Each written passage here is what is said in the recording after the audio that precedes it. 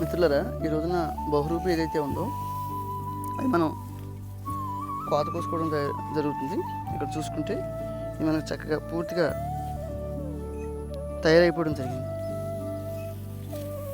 మనం గతంలోనే మాట్లాడుకున్నాం, బహురూపి మనం ఎక్కువ విస్తరణలో పెట్టుకున్నాము. మన మిత్రులు ఎవరైతే ఉన్నారో వాళ్ళందరికీ కూడా భవిష్యత్తులో విత్తనాన్ని, బియ్యాన్ని అందించాలని ఒక ఆలోచన.